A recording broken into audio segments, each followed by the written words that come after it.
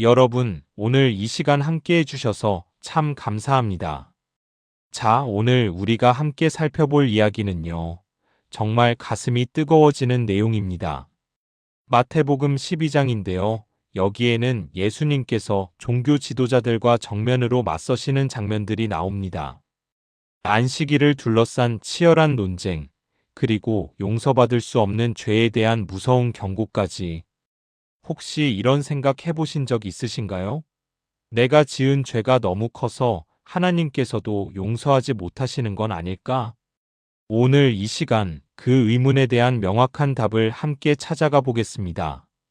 마태복음 12장은 단순한 역사 이야기가 아닙니다. 지금 우리 시대를, 바로 여러분과 저의 삶을 비추는 거울 같은 말씀이거든요. 종교적 형식과 진정한 믿음의 차이, 겉모습과 속마음의 간격, 이 모든 것들을 예수님께서 얼마나 꿰뚫어 보고 계셨는지 함께 확인해 보시죠. 자, 그럼 이제 2000년 전 팔레스타인의 뜨거운 햇살 아래로 함께 걸어 들어가 볼까요? 때는 안식일 아침이었습니다. 예수님과 제자들이 밀밭 사이로 걸어가고 계셨어요. 팔레스타인 지방의 5월쯤 되면요. 보리 추수가 끝나고 밀이 익어가는 계절이거든요.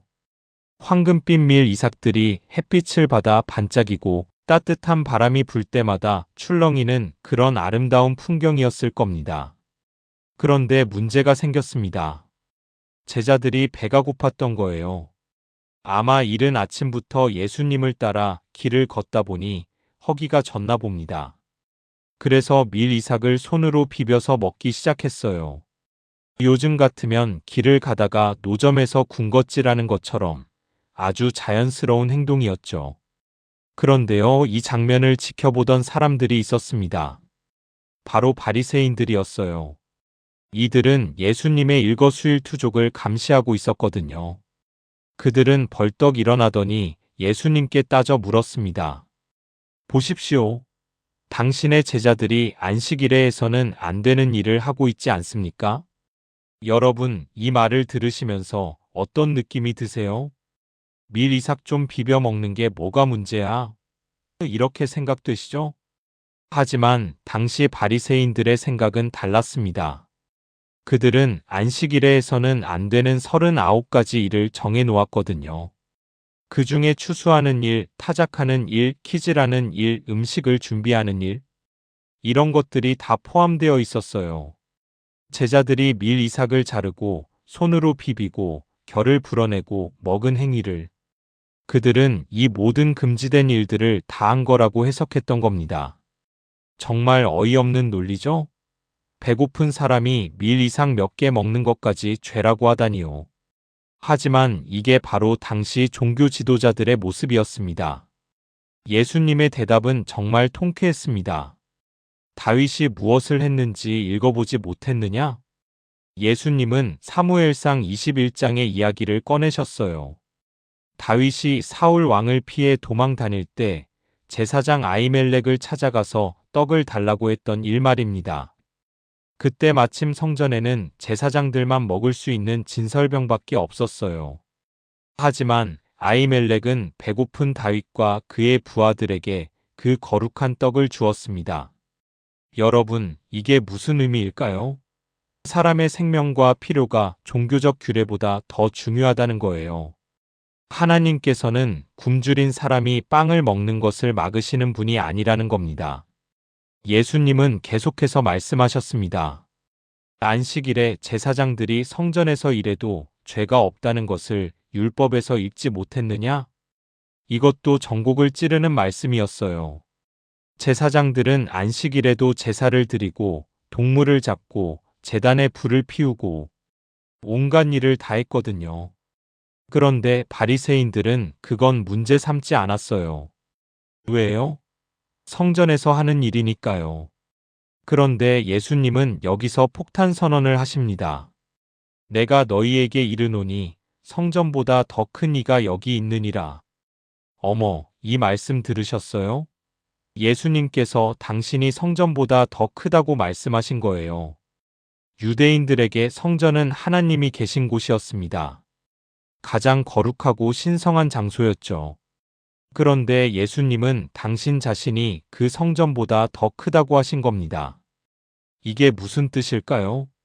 예수님 자신이 바로 하나님이시라는 거예요. 하나님께서 성전에만 계시는 게 아니라 바로 여기 예수님 안에 계신다는 말씀이죠.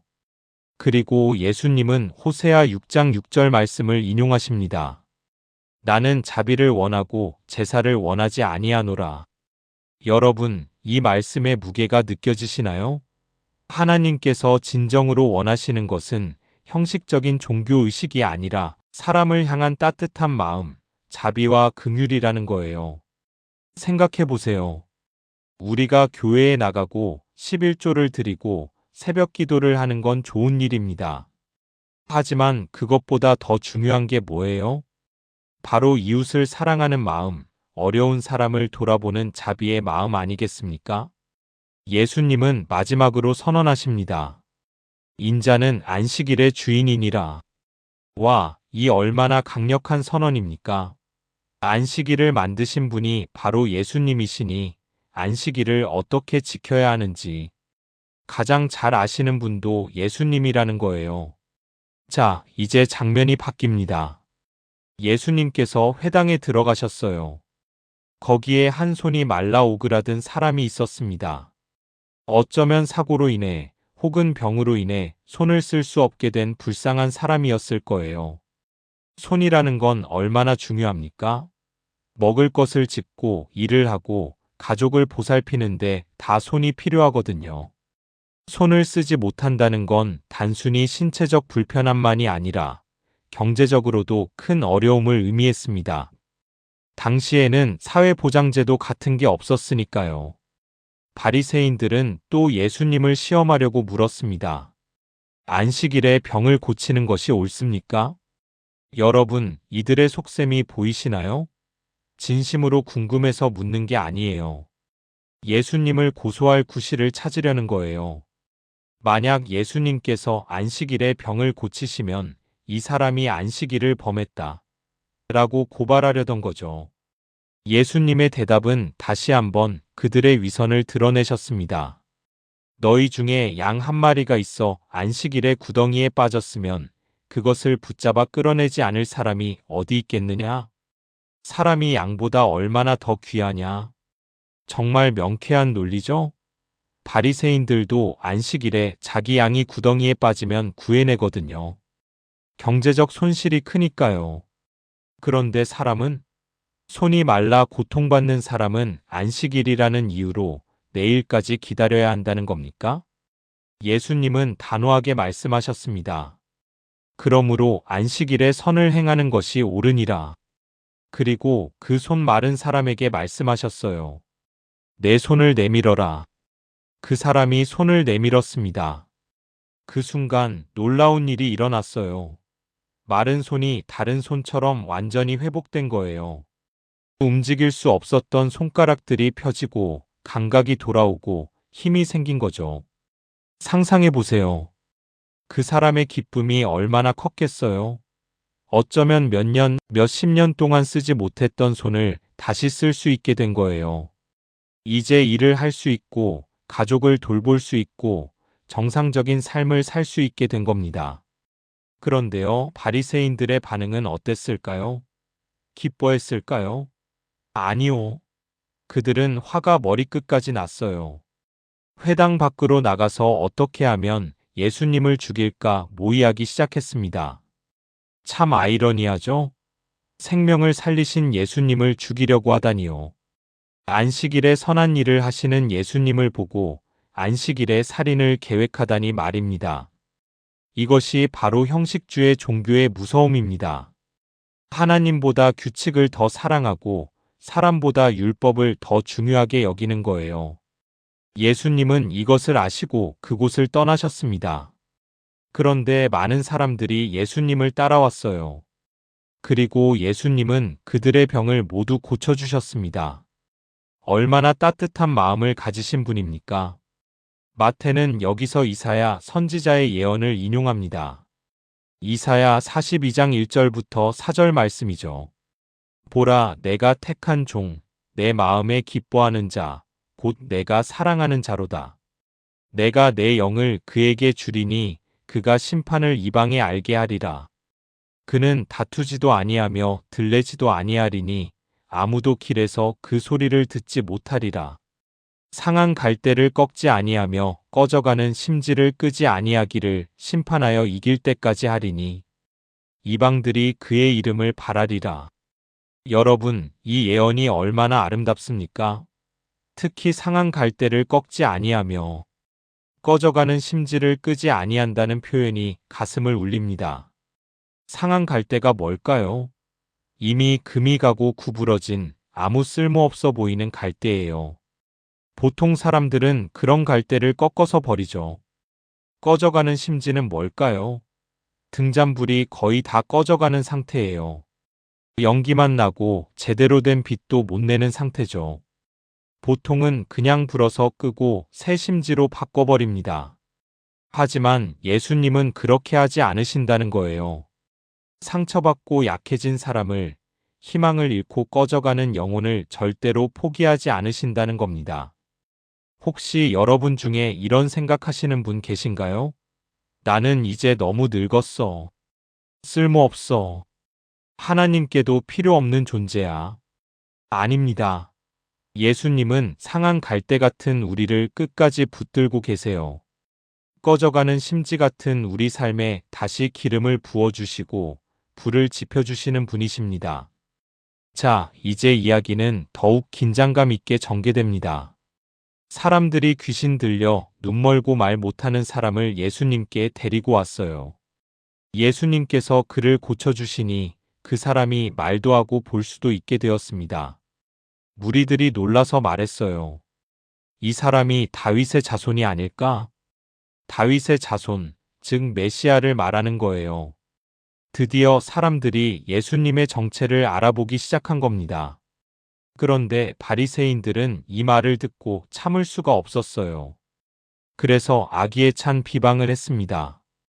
이 사람이 귀신의 왕 바알세불을 힘입지 않고는 귀신을 쫓아내지 못하느니라. 바알세불은 귀신의 우두머리 사탄을 가리키는 말이었어요. 그러니까 바리새인들이 뭐라고 한 겁니까? 예수님이 사탄의 힘을 빌려서 귀신을 쫓아낸다는 거예요. 이게 얼마나 황당한 논리입니까? 하나님의 아들이신 예수님을 사탄과 연결시키다니요. 예수님은 그들의 생각을 아시고 말씀하셨습니다. 스스로 분쟁하는 나라마다 황폐하여질 것이요. 스스로 분쟁하는 동네나 집마다 서지 못하리라. 정말 명쾌한 논리죠? 만약 사탄이 사탄을 쫓아낸다면 그건 자기 나라를 자기가 무너뜨리는 거예요. 그런 나라가 어떻게 서 있을 수 있겠어요? 예수님은 계속 말씀하십니다. 사탄이 만일 사탄을 쫓아내면 스스로 분쟁하는 것이니 그러면 그의 나라가 어떻게 서겠느냐? 그리고 더 날카로운 질문을 하십니다. 또 내가 바알세불을 힘입어 귀신을 쫓아낸다면 너희의 아들들은 누구를 힘입어 쫓아내느냐? 그러므로 그들이 너희 재판관이 되리라. 이게 무슨 뜻이냐면요. 당시 유대인 구마사들도 귀신을 쫓아내는 일을 했거든요. 그럼 바리새인들의 논리대로라면 그들도 다 사탄의 힘을 빌린 거예요? 정말 궁지에 몰리는 논리죠. 그리고 예수님은 핵심을 찌르십니다. 그러나 내가 만일 하나님의 영을 힘입어 귀신을 쫓아낸다면 하나님의 나라가 이미 너희에게 임한 것이니라. 여러분, 이 말씀 들으셨죠? 하나님의 나라가 이미 임했다는 거예요. 예수님께서 귀신을 쫓아내시는 그 순간 그곳이 바로 하나님의 나라인 겁니다. 예수님은 비유를 드십니다. 사람이 먼저 강한 자를 결박하지 않고야 어떻게 그 강한 자의 집에 들어가 그 세간을 강탈하겠느냐? 결박한 후에야 그 집을 강탈하리라. 강한 자는 사탄을 말하는 거예요. 예수님께서 이 세상에 오신 건 사탄을 결박하고 그의 권세 아래 있던 사람들을 구원하시기 위함이었습니다. 귀신 쫓아내는 일은 바로 그 증거인 거예요. 그리고 예수님은 아주 중요한 말씀을 하십니다. 나와 함께 아니하는 자는 나를 반대하는 자요. 나와 함께 모으지 아니하는 자는 해치는 자니라. 중립은 없습니다. 예수님 편이 아니면 예수님을 반대하는 거예요. 이건 우리에게 아주 중요한 도전입니다. 나는 그냥 교회만 다니면 되지, 뭐 이렇게 생각하면 안 돼요. 적극적으로 예수님 편에 서야 합니다. 그리고 이제 정말 무서운 말씀이 나옵니다. 그러므로 내가 너희에게 이르노니 사람에 대한 모든 죄와 모독은 사하심을 얻되 성령을 모독하는 것은 사하심을 얻지 못하겠고 또 누구든지 말로 인자를 거역하면 사하심을 얻되 누구든지 말로 성령을 거역하면 이 세상과 오는 세상에서도 사하심을 얻지 못하리라. 성령을 거역하는 죄, 성령을 회방하는 죄, 이것만큼은 용서받을 수 없다는 겁니다. 여러분, 이 말씀 때문에 두려우신가요? 혹시 내가 이미 그 죄를 지은 건 아닐까? 걱정되시나요? 여기서 우리가 정확히 이해해야 할 게 있어요. 성령을 회방하는 죄가 정확히 뭘까요? 바리새인들이 한 일을 보세요. 그들은 성령의 능력으로 귀신을 쫓아내시는 예수님을 보고 저건 사탄의 힘이야라고 했어요. 선을 악이라 하고 빛을 어둠이라 한 거죠. 하나님의 일을 사탄의 일이라고 비방한 겁니다. 그것도 한두 번이 아니에요. 계속해서 고의적으로 악의를 가지고 그렇게 한 거예요. 양심에 거슬리는 걸 알면서도 진리를 알면서도 일부러 거부하고 비방한 겁니다. 성령 회방죄는 단순히 한순간의 실수나 의심이 아니에요. 진리를 뻔히 알면서도 고의적으로 지속적으로 거부하는 거예요. 하나님께로 돌아오라는 성령의 음성을 끝까지 거부하는 겁니다. 만약 여러분이 이 말씀을 들으면서 나는 괜찮을까? 걱정이 되신다면요. 그건 오히려 여러분이 그 죄를 짓지 않았다는 증거예요. 왜냐하면 성령 회방죄를 진짜 지은 사람은 양심의 가책 같은 걸 느끼지 않거든요. 회개하고 싶은 마음 자체가 없어요. 하지만 여러분이 지금 하나님, 제가 잘못했어요. 용서해 주세요라고 기도하고 싶은 마음이 드신다면 그건 성령께서 여러분 안에서 역사하고 계신다는 증거입니다. 예수님은 나무와 열매의 비유를 드십니다. 나무도 좋고 열매도 좋다 하든지 나무도 나쁘고 열매도 나쁘다 하든지 하라. 그 열매로 나무를 아느니라. 무슨 뜻일까요? 사람의 진짜 모습은 그 사람이 맺는 열매, 즉 말과 행동으로 알 수 있다는 거예요. 예수님은 바리새인들을 향해 강하게 책망하십니다. 독사의 자식들아, 너희는 악하니 어떻게 선한 말을 할 수 있느냐?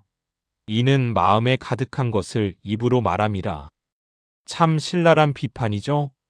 독사의 자식들이라니요. 하지만 정확한 지적이었어요. 바리새인들의 마음 속에는 시기와 질투, 미움과 악의가 가득했거든요. 그러니 입에서 나오는 말도 독한 수밖에요. 예수님은 계속 말씀하십니다. 선한 사람은 그 쌓은 선에서 선한 것을 내고 악한 사람은 그 쌓은 악에서 악한 것을 내느니라. 우리 마음이 창고 같은 거예요. 좋은 걸 쌓아두면 좋은 게 나오고 나쁜 걸 쌓아두면 나쁜 게 나오는 거죠. 그리고 정말 무서운 경고를 하십니다. 내가 너희에게 이르노니 사람이 무슨 무익한 말을 하든지 심판날에 이에 대하여 신문을 받으리니 내 말로 의롭다 함을 받고 내 말로 정죄함을 받으리라. 여러분, 우리가 한 말 하나하나를 다 심판날에 대답해야 한다는 거예요. 이게 얼마나 두려운 말씀입니까? 생각해 보세요. 평생 동안 우리가 한 말이 얼마나 많아요? 그 말들이 다 기록되어 있다는 거예요. 남을 비방한 말, 거짓말, 험담, 욕설. 이 모든 게 다 기록되어 있다는 겁니다. 그래서 우리는 말을 조심해야 해요. 야고보서 3장에서도 말하잖아요. 혀는 작은 불이요, 온몸을 더럽히고 생의 수레바퀴를 불사르나니라고요. 자, 이제 또 다른 장면으로 넘어갑니다. 서기관과 바리새인들이 예수님께 말했어요. 선생님, 우리에게 표적을 보이기를 원하나이다. 표적을 보여달라고요? 예수님께서 이미 얼마나 많은 기적을 행하셨는데요.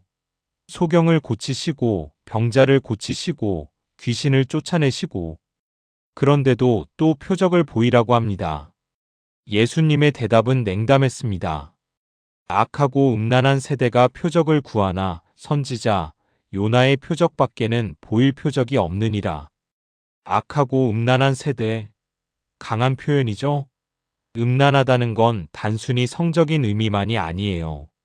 하나님을 떠나 우상을 섬기는 것, 영적으로 가늠하는 것을 의미합니다. 그들은 하나님을 진정으로 섬기는 게 아니었어요. 겉으로만 경건한 척하면서 속으로는 자기 영광, 자기 명예만 추구했거든요. 예수님은 요나의 표적을 말씀하십니다. 요나가 밤낮 사흘 동안 큰 물고기 뱃속에 있었던 것 같이 인자도 밤낮 사흘 동안 땅속에 있으리라. 여러분, 이게 무슨 뜻인지 아시죠? 예수님의 죽음과 부활을 예언하신 거예요. 요나는 하나님의 명령을 거역하고 배를 타고 도망갔다가 바다에 던져져 큰 물고기 뱃속에서 사흘을 보냈어요. 그리고 다시 육지로 나왔죠. 이건 죽음과 부활의 그림자였던 겁니다. 예수님도 십자가에서 죽으시고 무덤에 묻히셔서 사흘 동안 계시다가 부활하실 것을 미리 말씀하신 거예요. 하지만 여기서 더 중요한 것이 있어요. 니느웨 사람들이 심판 때에 이 세대 사람과 함께 일어나 이 세대 사람을 정죄하리니 이는 그들이 요나의 전도를 듣고 회개하였음이거니와 요나보다 더 큰 이가 여기 있느니라. 니느웨는 악으로 가득한 도시였어요. 하지만 요나가 전도하자 온 성이 회개했습니다. 왕부터 백성까지 심지어 짐승들까지 굵은 베옷을 입고 금식했어요. 그런데 지금 예수님 앞에 있는 유대인들은요? 요나보다 훨씬 더 큰 분, 하나님의 아들이신 예수님께서 직접 말씀하시고 기적을 행하시는데도 회개하지 않는 거예요.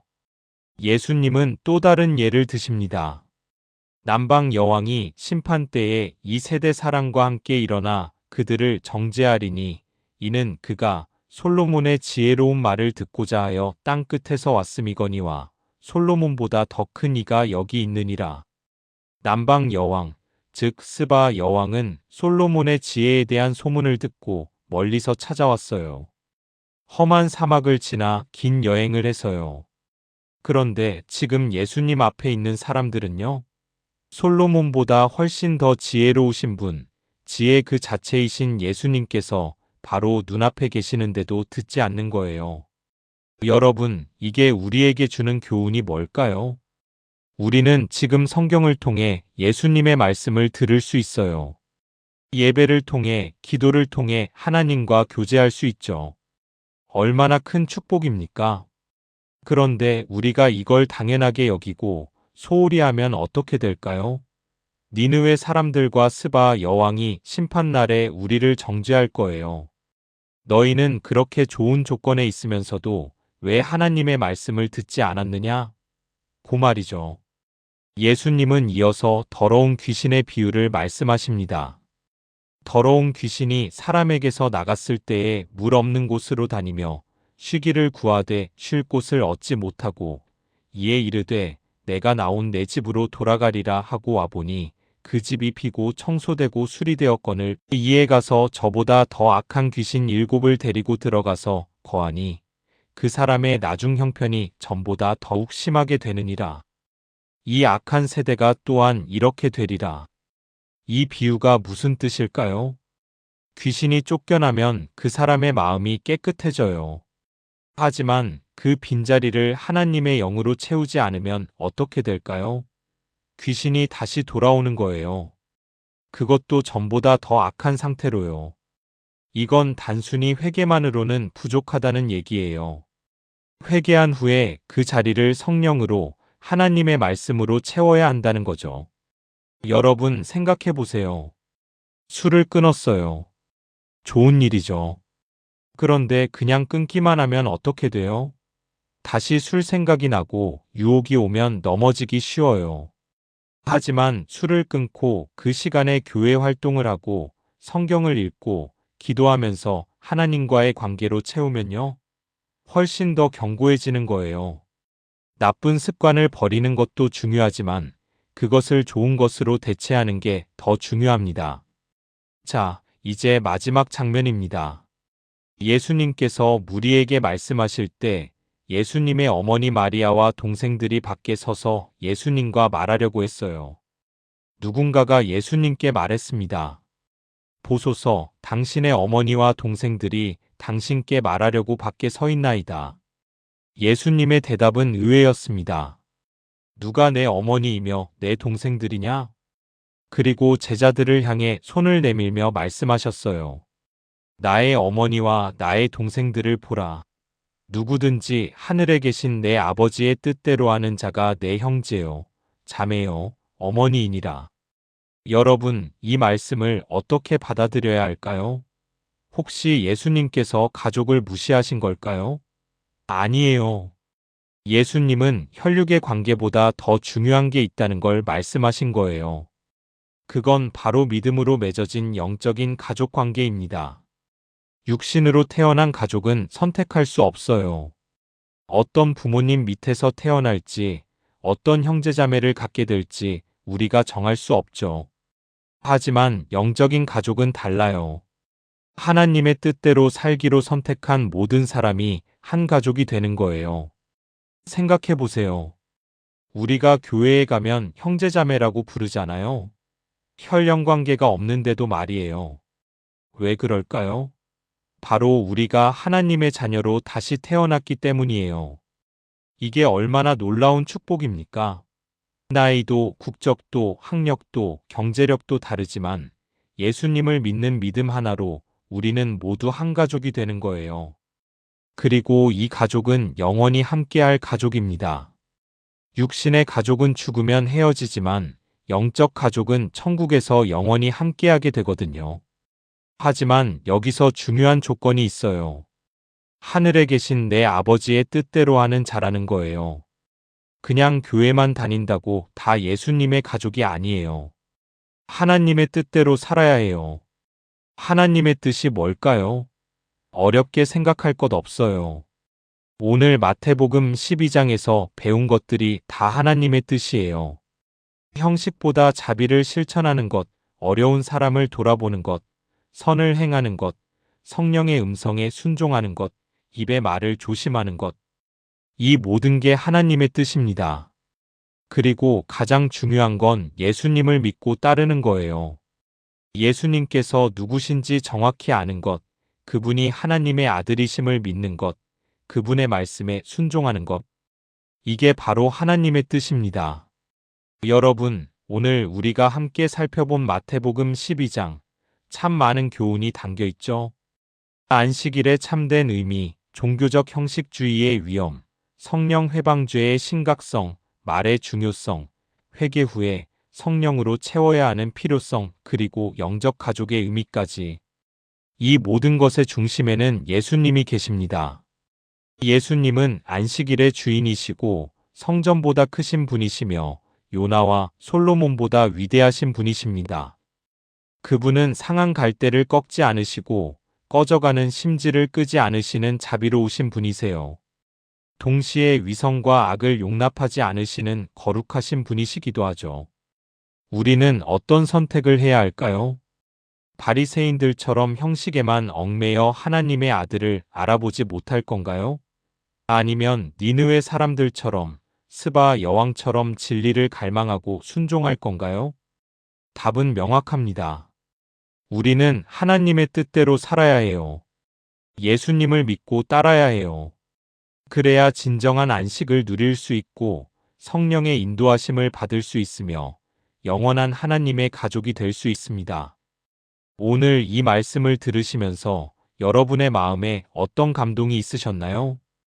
혹시 형식적인 신앙생활을 해왔다면 이제 진정한 자비와 사랑을 실천하는 삶으로 바꿔보시면 어떨까요? 혹시 말로 남에게 상처를 준 적이 있다면 이제부터는 덕을 세우는 말, 격려하는 말을 해보시면 어떨까요? 혹시 성령의 음성을 무시하고 살아왔다면 이제는 그 음성에 귀 기울이고 순종해 보시면 어떨까요? 오늘이 새로운 시작이 될 수 있습니다. 하나님께서는 지금도 여러분을 기다리고 계세요. 상한 갈대 같은 우리를, 꺼져가는 심지 같은 우리를 끝까지 붙들고 계세요. 그러니 용기를 내세요. 희망을 가지세요. 예수님께서는 어제나 오늘이나 영원토록 동일하신 분이십니다. 2000년 전 팔레스타인에서 병자들을 고치시고 죄인들을 용서하시던 그 예수님이 지금도 여러분과 함께 계십니다. 여러분, 오늘 이렇게 긴 시간 함께 해주셔서 정말 감사드립니다.